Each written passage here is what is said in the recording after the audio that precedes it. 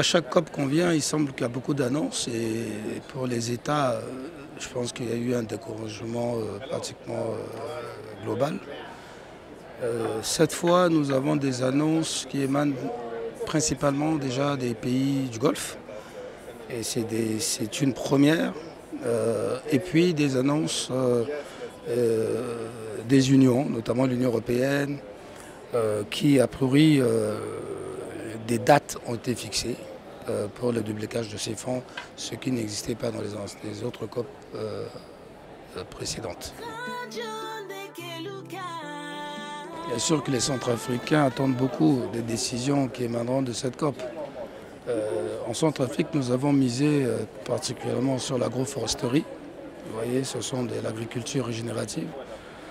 Et cela, dans cette COP-là, nous avons eu des échos favorables à ce sujet, notamment par la BAD, la Banque africaine de développement, qui a annoncé 21 millions de dollars pour développer l'agriculture générative, notamment l'agroforesterie.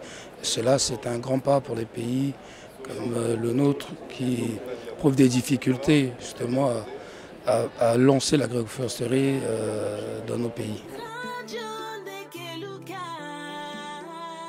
Je pense que nous n'avons pas d'autre choix que d'aller petit à petit vers cette solution.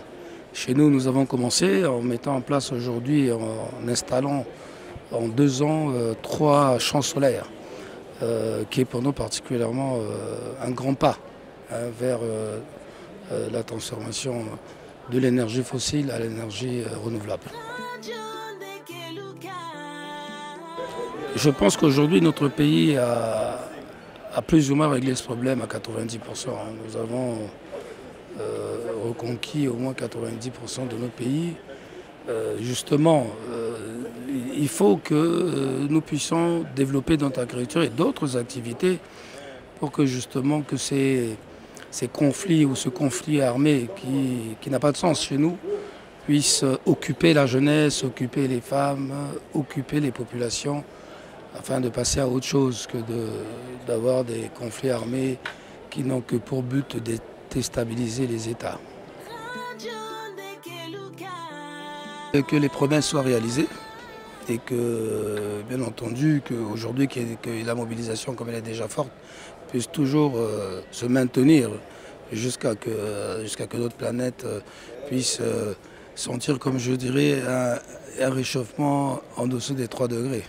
Radio de Keluka.